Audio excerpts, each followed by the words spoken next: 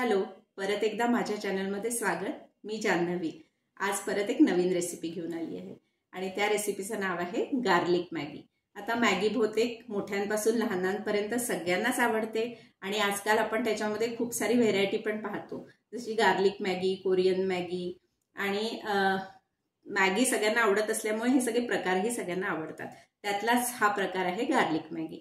तर त्यासाठी आता काय काय साहित्य लागतं ते आपण बघू। तर त्यामध्ये मी भरपूर प्रमाणात लसूण घेतला आहे। हे काश्मीरी तिखट आहे। त्यानंतर एक मिरची वापरणार आहे, कोथिंबीर आणि थोडं लिंबू। त्यानंतर मॅगी आणि हा 2 पॅकेट मॅगी मसाला आहे। आता एवढ्या साहित्याने ही आपली झटपट मॅगी तयार होणार आहे, गार्लिक मॅगी। तर आता आपण बघूया की मी ती कशी करते।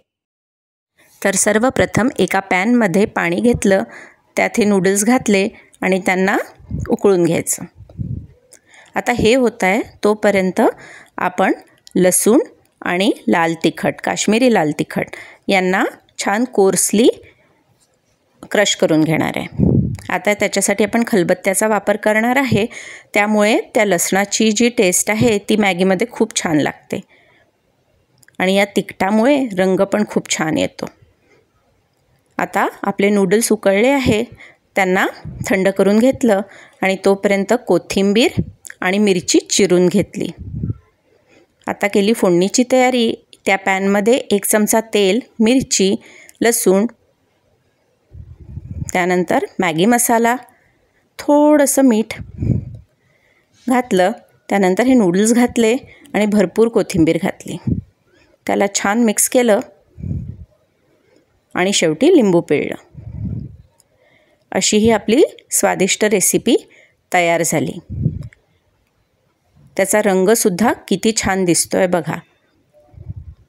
करायला सोपी, झटपट होणारी स्वादिष्ट रेसिपी। तर अशी ही आपली गार्लिक मॅगी तयार झाली। आता याच्यामध्ये आपण जास्त वस्तूही वापरल्या नाही आणि चटकन तयार झाली। तर कोथिंबीर आणि लिंबू, साधी हिरवी मिरची आणि ते जे लाल तिखट आपण वापरलं, जे की काश्मीरी तिखट असल्यामुळे त्याने रंग सुंदर आला आहे आणि ते तिखटही नसतं जास्त, तर त्याच्यामुळे ती दिसायलाही तितकीच टेस्टी आणि टेम्पटिंग दिसते। तर अशी ही गार्लिक मॅगीची रेसिपी आज आपण बघितली। अशाच नवनवीन रेसिपींसाठी आणि इतरही कंटेंटसाठी माझ्या चॅनलला सबस्क्राईब, लाईक आणि शेअर करायला विसरू नका।